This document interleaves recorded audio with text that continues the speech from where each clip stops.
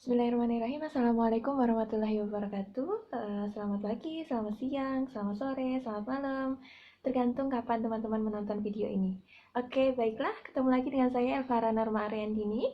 Uh, Kali ini kita akan memberikan rekomendasi nih kepada teman-teman khususnya yang ada di jurusan PAI atau Pendidikan Agama Islam. Nah, kemarin saya sempat buka Facebook ini skripsi ya, skripsi teman-teman, dan ternyata di situ banyak sekali yang meminta rekomendasi judul penelitian PAI gitu. Oke, maka dari itu kemudian saya mencoba membuat video ini. Oke, sebenarnya penelitian pendidikan ya, khususnya PAI ataupun juga di jurusan-jurusan yang lain itu secara umum ada, pertama, penelitian eksperimen, yang kedua penelitian PTK, yang ketiga penelitian R&D, bisa juga yang keempat adalah penelitian kualitatif gitu ya. Kualitatif. Nah, eksperimen tadi merupakan salah satu jenis penelitian kuantitatif, bisa juga nggak eksperimen ya. Kuantitatif itu bisa juga dengan penelitian korelasi gitu. Survei juga bisa begitu ya. Oke, kita akan mulai pembahasannya satu-satu ya. Yang pertama, teman-teman bisa melakukan penelitian terkait dengan yang situasi yang terjadi sekarang ya, karena sekarang sedang marak adanya pandemi COVID-19 di seluruh Indonesia dan di seluruh dunia bahkan ya. Nah, maka teman-teman bisa menggunakan atau mengangkat topik tentang COVID-19 ini.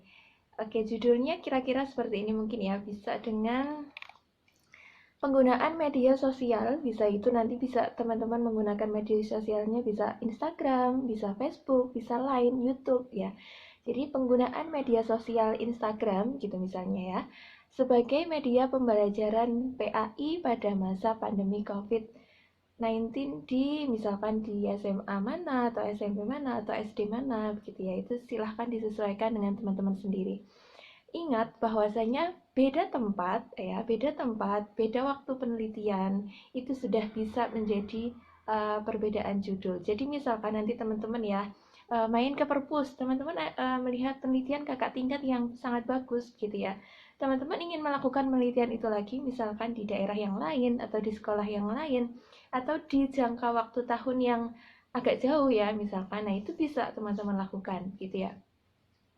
Nah, ini juga bisa, misalkan teman-teman melakukan penelitian tentang media sosial ini ya. Jadi ini merupakan salah satu penelitian kualitatif kalau ini ya. Jadi teman-teman bisa mengamati ya, misalkan teman-teman menemukan seorang guru di sekolah, dia itu menggunakan media sosial pada masa pandemi COVID ini untuk pembelajaran PAI. Nah, itu teman-teman bisa mengangkat karena di sini berarti ada suatu kebaruan ya, di mana media sosial itu biasanya digunakan untuk berkomunikasi gitu ya, komunikasi kemudian bahkan untuk pamer. Nah, itu kok ini bisa digunakan sebagai media pembelajaran, kan itu sesuatu yang cukup unik, luar biasa juga begitu ya. Dan itu disesuaikan juga dengan adanya perkembangan zaman, di mana zamannya sekarang kan eranya media sosial ya, jadi media sosial pun juga bisa digunakan untuk pembelajaran, jadi nggak kalah kayak gitu. Dan juga alasannya ini teman-teman, jadi media sosial ini kenapa bisa diangkat, karena media sosial itu sangat diminati siswa ya nggak. Jadi media sosial itu kan oh ya, TikTok ya salah satunya juga, itu media sosial yang sangat digemari. Jadi ketika pembelajaran bisa diarahkan ke sana, ke media sosial, itu harapannya akan jauh lebih menarik, akan jauh lebih memotivasi siswa untuk belajar gitu ya. Jadi nanti kalau ini menjadi penelitian kualitatif, teman-teman bisa mencari guru PAI yang di situ dia menerapkan atau menggunakan media sosial untuk pembelajarannya gitu ya. Tapi ini juga bisa menjadi penelitian eksperimen ataupun penelitian korelasional. Ya, menjadi penelitian kuantitatif pun juga bisa. Jadi nanti teman-teman datang ke sekolah, kemudian nanti teman-teman menggunakan media sosial ini sebagai pembelajaran. Jadi ini sebagai treatment gitu ya. Kok nggak ke sekolah ya, maksudnya datang ke sekolah secara online. Jadi ini nanti menjadi treatment teman-teman, bagaimana nanti kemudian dibandingkan antara kelas yang menggunakan media sosial sebagai pembelajaran dan kelas yang tidak menggunakan media sosial sebagai pembelajaran, misalkan begitu, gitu ya. Kemudian nanti hasilnya dibandingkan, bagaimana hasilnya antara kelas yang menggunakan media sosial dengan kelas yang tidak menggunakan media sosial sebagai pembelajaran, gitu. Nah, nanti gimana caranya mentreatment? Jadi teman-teman nanti bisa menggunakan media sosial ini misalkan untuk mengupload tugas, gitu ya. Misalkan siswa disuruh untuk membuat video di TikTok ya untuk uh, memaparkan suatu materi tertentu kayak gitu ya, nanti suruh mengupdate di TikTok seperti itu. Nah, dengan seperti itu kan harapannya ya ini ya siswa itu jadi semangat untuk belajar. Dia kan nanti akan memamerkan ya atau memperlihatkan videonya itu di hadapannya followersnya begitu. Jadi dia harus berusaha untuk tampil maksimal. Dia ketika harus di hadapan dengan kamera, dia harus belajar dengan sungguh-sungguh dulu sebelum dia akhirnya bisa tampil dengan bagus di depan kamera. Maka dari itu dia tuh akhirnya benar-benar memahami materi gitu ya. Alasannya nanti kurang lebih seperti itu. Oke, itu ya kira-kira judul yang pertama seperti itu. Kemudian judul yang kedua adalah teman-teman bisa menggunakan judul integrasi pendidikan bencana dalam mata pelajaran PAI di sekolah apa misalkan ya untuk meningkatkan kesiapsiagaan siswa dalam menghadapi bencana. Jadi di sini ya teman-teman, Indonesia itu merupakan negara yang rawan akan bencana alam. Khususnya mungkin di sini bisa diterapkan untuk teman-teman yang tinggalnya di daerah rawan bencana. Misalkan di sekitar pantai itu kan rawan bencana abrasi misalnya begitu ya, atau mungkin rawan bencana longsor, banjir dan sebagainya. Teman-teman bisa mengangkat tema ini begitu ya. Jadi nanti teman-teman di situ ini bisa menjadi penelitian kuantitatif ya, di mana teman-teman nanti menerapkan pendidikan bencana. Jadi teman-teman yang datang ke sekolah secara online mungkin ya, ataupun yang sudah offline juga bisa. Teman-teman di situ nanti menerapkan pendidikan bencana ya. Misalkan di daerah rawan longsor, berarti nanti teman-teman mengintegrasikan mata pelajaran PA itu dengan pendidikan bencana tentang longsor begitu. Nah, nanti kemudian dilihat hasilnya, bagaimana hasilnya untuk meningkatkan kesiapsiagaan siswa. Kalau itu menjadi penelitian kuantitatif ya. Jadi nanti di sini teman-teman membuat angket tentang kesiapsiagaan siswa. Kemudian nanti akan diukur sebelum teman-teman melakukan integrasi pendidikan bencana itu dengan materi PAI dan juga setelah begitu ya. Jadi nanti akan diketahui kesiapsiagaan siswa sebelum penerapan itu bagaimana dan sesudah bagaimana. Kemudian nanti akan dibandingkan bagaimana uh, antara sebelum dan sesudah, apakah ada peningkatan ataukah tidak gitu ya. Nah itu ini juga bisa menjadi penelitian kualitatif ya. Jadi nanti teman-teman kalau seperti itu berarti teman-teman mencari di sekolah di mana gurunya itu pada mata pelajaran PAI-nya itu menerapkan pendidikan bencana begitu. Jadi teman-teman di sini ingin melihat integrasi pendidikan bencana pada mata pelajaran PAI itu seperti apa kayak gitu ya. Apakah guru sudah menerapkan integrasi secara baik, benar atau belum? Kemudian cara mengintegrasikannya gimana? Materi apa yang sudah diintegrasikan dan sebagainya itu menjadi penelitian kualitatif gitu ya. Oke, selanjutnya yang ketiga adalah ini saya merekomendasikan penelitian pengembangan juga teman-teman. Jadi ada salah satu penelitian, jenis penelitian di penelitian pendidikan itu yang namanya research and development. Ini juga diterapkan di berbagai jenis penelitian yang lain ya, misalkan teknik dan sebagainya. Dan ini juga bisa diterapkan di pendidikan teman-teman. Jadi teman-teman di sini mengembangkan suatu media pembelajaran tertentu gitu ya, yang tujuannya nanti untuk meningkatkan apa yang ingin ditingkatkan. Jadi misalkan teman-teman ingin meningkatkan motivasi belajar ya, bisa menggunakan media pembelajaran apa. Teman-teman ingin meningkatkan kemampuan berpikir kritis, teman-teman membuat media apa gitu ya. Judulnya kurang lebih seperti ini teman-teman. Pengembangan komik bisa ya, media pembelajarannya bisa komik atau TTS atau modul atau aplikasi Android dan lain-lain ya. Bisa teman-teman nanti kembangkan sendiri apa itu medianya. Kalau teman-teman belum tahu media pembelajaran itu apa, silahkan teman-teman buka salah satu buku ya, atau berbagai buku di perpustakaan yang membahas yang judulnya tentang media pembelajaran. Nah, di situ nanti akan ada banyak sekali ya. Atau teman-teman cari skripsinya kakak tingkat atau skripsi di internet gitu ya, pengembangan media pembelajaran itu banyak sekali ya. Nah, itu pengembangan media itu untuk meningkatkan apa? Misalkan ingin meningkatkan motivasi belajar, begitu ya. Motivasi belajar di sini bisa disesuaikan dengan mata pelajaran teman-teman atau jurusan teman-teman. Bisa untuk misalkan apa tuh namanya? Untuk mata pelajaran SKI, misalkan sejarah kebudayaan Islam ya, bisa untuk mata pelajaran akidah akhlak, bisa untuk mata pelajaran Quran hadis dan sebagainya. Gitu ya. Jadi pengembangan satu media pembelajaran A untuk meningkatkan titik-titik-titik, bisa motivasi, bisa kemampuan berpikir kritis, bisa penguasaan konsep, bisa hasil belajar dan sebagainya. Nah, jadi media pembelajaran ya semisal komik, TTS, modul dan sebagainya yang sudah teman-teman kembangkan itu akan menjadi variabel bebas. Kemudian yang motivasi belajar, hasil belajar, kemampuan berpikir dan sebagainya itu akan menjadi variabel terikat gitu ya. Jadi variabel terikat ini akan terikat hasilnya atau bergantung hasilnya terhadap variabel bebas. Kalau komik kemudian media pembelajaran yang teman-teman kembangkan itu sudah bagus ya, bagus kemudian menarik siswa, memotivasi siswa, maka diharapkan nanti hasil belajar atau variabel terikatnya juga akan meningkat. Harapannya seperti itu sehingga akan menyelesaikan permasalahan pendidikan yang teman-teman angkat di awal tadi di latar belakang. Misalkan di latar belakang teman-teman menyebutkan hasil belajarnya rendah, maka nanti bisa ditingkatkan dengan menggunakan media pembelajaran ini. Atau motivasi belajarnya masih rendah, maka bisa ditingkatkan juga dengan menggunakan media pembelajaran ini, begitu ya. Nah, tapi biasanya ini tuh terlalu lama penelitian ini karena masih yang pertama masih harus mengembangkan produknya, kemudian harus mengujikan gitu ya, harus mengujikan produknya, masih setelah itu harus melakukan penelitian eksperimen di sekolah. Nah, ini terlalu lama biasanya waktunya untuk skripsi. Biasanya ini dipakai seringkali untuk tesis. Tapi juga tidak menutup kemungkinan di berbagai sekolah itu sudah menggunakan penelitian ini. Jadi menggabungkan antara penelitian R&D, Research and Development, dengan penelitian eksperimen, begitu ya.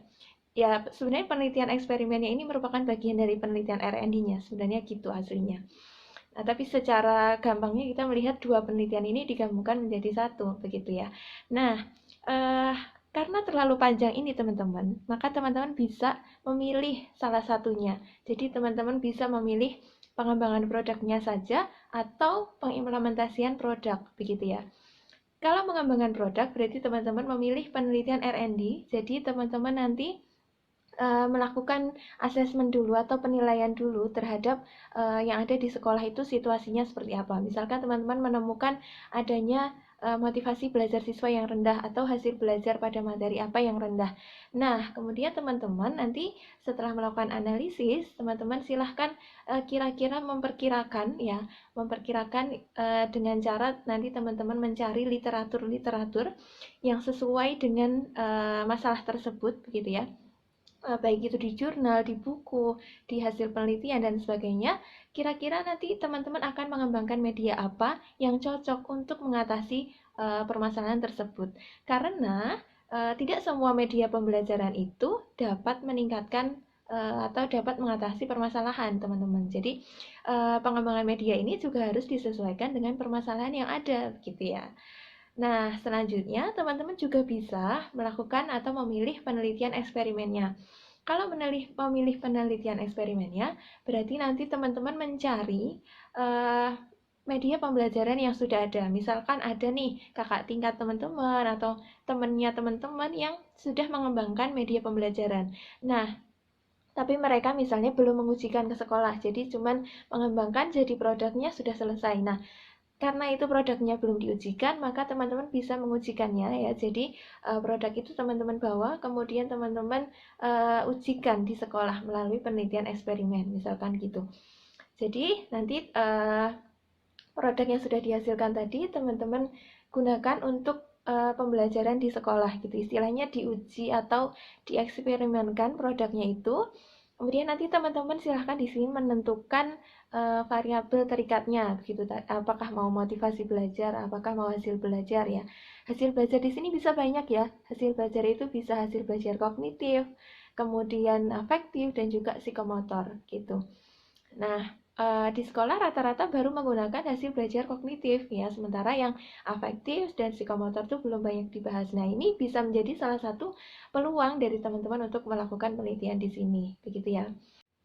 Oke, selanjutnya yang keempat, teman-teman bisa melakukan penelitian eksperimen. Bedanya apa dengan yang sudah saya jelaskan sebelumnya? Kalau yang sudah saya jelaskan sebelumnya tadi, teman-teman itu mendapati ada suatu produk ya, produk hasil penelitian, tapi dia itu belum diimplementasikan di sekolah. Nah, itu teman-teman bisa menggunakan produk itu untuk melakukan penelitian eksperimen. Jadi, penelitian eksperimen di sekolah menggunakan produk yang sudah dikembangkan tadi, begitu. Nah, kalau yang ini, yang penelitian eksperimen yang ini benar-benar teman-teman melakukan eksperimen di sekolah tanpa menggunakan produk gitu ya. Nah, pada prinsipnya penelitian eksperimen itu adalah adanya variabel terikat dan juga variabel bebas, teman-teman. Variabel bebas itu nanti menentukan hasil dari variabel terikatnya, begitu ya. Nah, variabel bebas di sini kalau dalam penelitian pendidikan bisa teman-teman menggunakan model pembelajaran, kemudian metode pembelajaran, begitu ya. Itu ada banyak sekali ya, bisa menggunakan misalkan problem based learning, bisa menggunakan pembelajaran kooperatif, bisa menggunakan active learning, bisa menggunakan pokoknya banyak sekali. Nanti silahkan teman-teman searching ya, searching atau baca bukunya. Biasanya judulnya bukunya itu model pembelajaran atau metode pembelajaran gitu ya. Dan nanti di situ ada banyak sekali model-model pembelajaran yang biasanya sudah lengkap dengan kelebihan dan kekurangannya. Ya, kelebihan dan kekurangannya untuk pembelajaran itu seperti apa. Nah, itu nanti bisa dipertimbangkan kira-kira untuk pembelajaran PAI itu aku menggunakan model pembelajaran apa ya yang sesuai gitu, misalkan seperti itu. Nah, uh, model pembelajaran ini nanti akan menjadi variabel bebas, teman-teman. Jadi variabel bebas yang nanti akan mempengaruhi variabel terikat. Nah, variabel terikatnya apa di sini? Variabel terikatnya terserah teman-teman. Jadi bisa banyak sekali juga ya. Tadi saya sebutkan di awal sudah ada motivasi belajar ya, hasil belajar, minat belajar, apalagi uh, hasil belajar itu bisa kognitif, afektif, psikomotor ya. Kemudian kemampuan berpikir tingkat tinggi. Nah, ini sedang menjadi topik juga nih teman-teman di penelitian pendidikannya. Jadi kemampuan berpikir itu kan ada high order thinking skill ya, penelitian kemampuan berpikir tingkat tinggi. Nah, ini menjadi salah satu topik yang sedang dibicarakan karena harapannya sekarang ini anak-anak itu ya di Indonesia itu sudah bisa atau mampu untuk berpikir tingkat tinggi itu tadi. Kalau dalam taksonomi Bloom itu ada C4 ya, jadi ada C itu C1 sampai C6. Nah, kalau C1 sampai C3 itu kemampuan berpikir tingkat rendah, kalau C4 sampai C6 itu kemampuan berpikir tingkat tinggi. Nah, itu nanti bisa teman-teman menggunakan di sini ya. Kemampuan berpikir tingkat tinggi itu bisa kemampuan berpikir kritis, kemampuan berpikir kreatif, kemampuan analisis, dan sebagainya. Nah, itu bisa teman-teman variasikan ya. Jadi, judulnya itu bisa pengaruh model pembelajaran A misalkan ya terhadap kemampuan apa begitu di SMA apa atau di SMP apa atau di MTS mana seperti itu. Jadi teman-teman silahkan menyesuaikan gitu ya. Disesuaikan dengan yang terdekat, yang teman-teman sudah akrab dengan gurunya, misalkan ya. Jadi teman-teman akan lebih mudah nih untuk datang ke sekolah tersebut untuk mendapatkan izin penelitian dan sebagainya, gitu ya. Nah, yang kelima atau yang terakhir, teman-teman bisa menggunakan penelitian tindakan kelas atau biasanya disingkat dengan PTK. Atau kalau dalam bahasa Inggris itu Classroom Action Research atau CAR ya, singkatannya begitu. Nah, judulnya misalnya seperti ini. Penerapan pembelajaran kooperatif tipe NHT berbantuan modul interaktif untuk meningkatkan hasil belajar siswa. Nah, coba teman-teman tebak. Perbedaannya penelitian ini dengan penelitian yang keempat tadi apa? Nah, jadi perbedaannya adalah kalau yang penelitian keempat tadi itu merupakan penelitian eksperimen, teman-teman. Jadi di sini biasanya kalau eksperimen itu judulnya pengaruh begitu. Jadi ada nggak sih pengaruh antara variabel terikat dengan variabel bebas begitu ya. Jadi kalau penelitian eksperimen dia itu meningkat atau tidak meningkat hasilnya itu tidak masalah gitu ya, tidak masalah. Tapi kalau penelitian tindakan kelas ya teman-teman, penelitian tindakan kelas itu harus meningkat hasilnya. Jadi kalau penelitian eksperimen itu ketika hasil sebelum dan sesudahnya itu tidak mengalami peningkatan itu tidak masalah dan penelitiannya bisa selesai gitu ya. Sementara kalau penelitian tindakan kelas itu teman-teman harus meningkat ya. Jadi hasilnya itu harus meningkat. Antara sebelum dan juga sesudah itu harus ada peningkatan begitu ya. Karena itu merupakan salah satu ciri dari penelitian tindakan kelas. Jadi kalau penelitian tindakan kelas itu di situ cirinya ada siklus-siklus ya. Siklus-siklus yang siklus ini memang sudah direncanakan oleh peneliti. Jadi dengan siklus-siklus ini harapannya nanti hasilnya itu benar-benar akan meningkat gitu ya. Jadi misalkan nih teman-teman ada suatu masalah tertentu, kemudian teman-teman berusaha menyelesaikannya dengan menerapkan tadi metode pembelajaran kooperatif ya, tipe NHT misalkan. Tipe NHT, kemudian teman-teman masuk ke siklus pertama. Di siklus pertama teman-teman menerapkan metode pembelajaran kooperatif ini, tipe NHT ini. Ternyata peningkatannya baru sedikit ya, misalnya gitu. Peningkatannya baru sedikit. Nah, di situ peran peneliti adalah melakukan evaluasi, teman-teman. Jadi teman-teman mengevaluasi. Ternyata sudah saya terapkan model pembelajaran ini, tapi peningkatannya siswa baru sedikit naiknya, belum maksimal. Kayaknya masih bisa ditingkatkan lagi deh. Nah, ketika peneliti berpikir seperti itu, maka peneliti melakukan evaluasi. Jadi kira-kira harus melakukan apa lagi ya supaya hasilnya itu meningkat semakin baik gitu. Nah, kemudian di sini misalkan peneliti berpikir untuk menggunakan model pembelajaran kooperatif tipe NHT ini, tapi dengan berbantuan modul interaktif gitu ya. Jadi teman-teman di sini misalkan mengembangkan modul interaktif atau sudah ada modul interaktifnya, tapi digunakan dalam penelitian ini misalkan ya sebagai tambahan bahan belajar. Nah, kemudian nanti teman-teman masuk siklus kedua, gitu ya. Di siklus kedua ini, teman-teman menerapkan pembelajaran kooperatif tipe NHT dengan berbantuan modul interaktif. Oh, ternyata hasilnya jauh lebih baik. Nah, di situ berarti adanya peningkatan siswa ini, peningkatan hasil belajar siswa ini, pertama dipengaruhi oleh metode pembelajaran kooperatif NHT, dan juga dengan modul interaktif. Ternyata dengan berbantuan modul interaktif itu jauh lebih baik, misalkan karena siswa sudah belajar dulu sebelumnya, sebelum melakukan pembelajaran dengan tipe kooperatif NHT ini, seperti itu. Jadi bedanya itu ya. Jadi kalau pada penelitian eksperimen itu tidak harus meningkat, tapi kalau penelitian PTK teman-teman harus memastikan atau menjamin bahwa itu ada peningkatannya. Jadi nanti biasanya hasilnya adalah pada siklus ini sekian rata-ratanya. Kemudian pada siklus kedua sekian. Kalau teman-teman ternyata masih ingin meningkatkan lagi ya, hasil belajarnya masih ingin ditingkatkan, teman-teman bisa masuk ke siklus selanjutnya atau ke siklus yang ketiga dan begitu seterusnya, gitu ya. Kira-kira teman-teman 5 judul penelitian yang bisa saya rekomendasikan kepada teman-teman PAI begitu ya. Nah, ini kelihatannya hanya 5 judul, tapi ini bisa teman-teman kembangkan sendiri ya dengan teman-teman sesuaikan dengan kebutuhan teman-teman, dengan situasi teman-teman, dengan kondisi pembelajaran di sekitar teman-teman seperti itu. Jadi ini bisa dikembangkan banyak sekali gitu ya. Nah, kalau teman-teman masih ingin konsultasi judulnya teman-teman nih, misalnya, teman-teman silahkan komen di situ. Nah, nanti saya akan mencoba untuk menanggapi kira-kira judulnya itu sudah pas atau belum, kemudian harus diperbaiki seperti apa kalau harus diperbaiki. Nah, insya Allah saya akan mencoba memberikan rekomendasi juga kepada teman-teman PAI. Silahkan ya di komen di video ini. Sekian dari saya, semoga bisa bermanfaat.